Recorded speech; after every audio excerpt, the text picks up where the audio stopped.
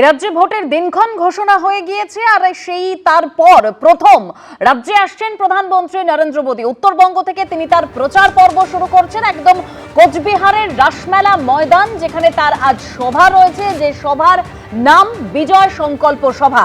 একেবারে সেখানে আমরা সরাসরি চলে যাব, কারণ আজকের এই বিজয় সংকল্প সভায় যোগ দেবেন প্রধানমন্ত্রী নরেন্দ্র মোদী। সোশ্যাল মিডিয়ায় পোস্ট করা হয়েছে পশ্চিমবঙ্গ বিজেপির তরফে রাসমেলা ময়দান একেবারে কোচবিহারের, যেখানে আজকে প্রধানমন্ত্রীর সভা রয়েছে। সেই সভাস্থল থেকে সরাসরি আমাদের প্রতিনিধি শিবাশিস মল্লিক এই মুহূর্তে রয়েছেন।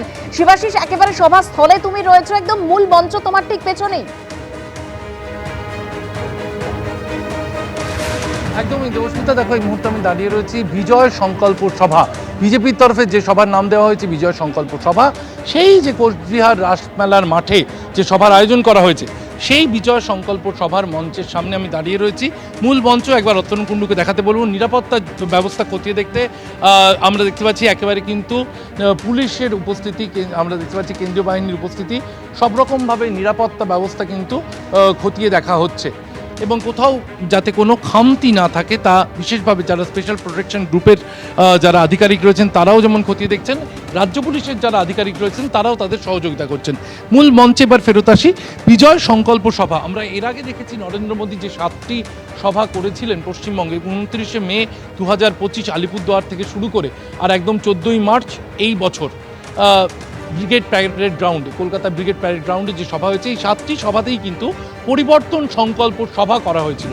এবারে দেখা যাচ্ছে একেবারে বিজয় সংকল্প সভা, অর্থাৎ এই নির্বাচনী নির্ঘণ্ট লাগু হওয়ার পর নরেন্দ্র মোদীর এই যে প্রথম সভা, সেখানে কিন্তু শব্দে তারা তাদের যে লক্ষ্য, তাদের যে বিজয়ের লক্ষ্য তা তারা ফুটিয়ে তুলেছেন। অন্যদিকে মঞ্চে আরেকটা নতুন শব্দ, ভয় নয় ভরসা। আমরা এর আগে দেখেছিলাম যে চার্জশিট, রাজনৈতিকভাবে জনগণের চার্জশিট দেওয়া হয়েছিল তৃণমূলের বিরুদ্ধে বিজেপির তরফ থেকে, তার শেষ পাতায় দেখা গিয়েছিল ভরসাপত্র, অর্থাৎ ইস্তেহার বা সংকল্পপত্র যা আসছে তা ভরসাপত্র হিসেবে কিন্তু তুলে ধরতে চলেছে বিজেপি।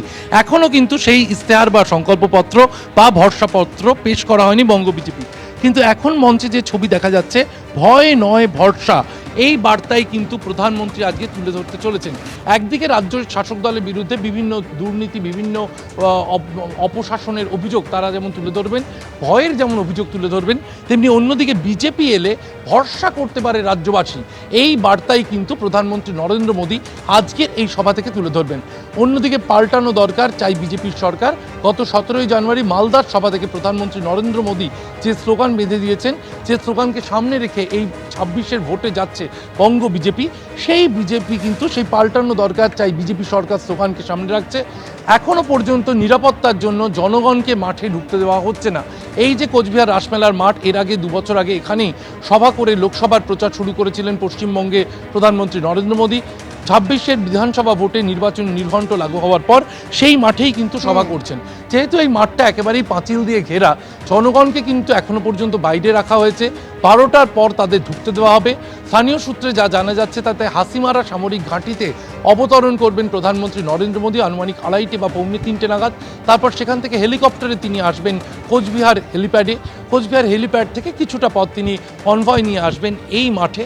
যেহেতু নির্বাচন নির্ঘণ্ট শুরু হয়ে গিয়েছে, পরিবর্তন সংকল্প সভার ক্ষেত্রে দেখা গিয়েছিল তিনি জোড়া সভা করছিলেন, প্রশাসনিক সভা করা হচ্ছিল, নির্বাচন নির্ঘণ্ট চালু হয়ে যাওয়ায় তা তিনি করতে পারবেন না। এবার একেবারে সরাসরি এই মঞ্চে এসে বিজয় সংকল্প সভায় বক্তব্য রাখবেন রাজ্যবাসীর উদ্দেশ্যে প্রধানমন্ত্রী নরেন্দ্র মোদী। একদম ভোটের দিনক্ষণ ঘোষণার পর আজ প্রথম রাজ্যে আসছেন প্রধানমন্ত্রী। ধন্যবাদ শিবাশিস, একদম সভাস্থলের ছবি আমাদের প্রতিনিধি শিবাশিস মৌলিক তুলে ধরলেন। অন্যদিকে দিলীপ ঘোষ আজকে প্রধানমন্ত্রীর এই যে বিজয় সংকল্প সভা রয়েছে, তিনি বলছেন যে দলের কর্মীদের মনোবল ও পশ্চিমবঙ্গের ভোটারদের মনোবল চাঙ্গা করতে এই সভা। সারা পশ্চিমবঙ্গ দেখবে কিভাবে ভোট করতে হয় ও জিততে হয়। শুনুন। পশ্চিমবাংলায় নমিনেশন হয়ে গেছে, এবারে প্রার্থী ঘোষণা হয়ে গেছে, প্রচার জোর কদম হবে। গতকাল আমরা খড়গপুরে বিশাল শোভাযাত্রা করে নমিনেশন দিয়েছি।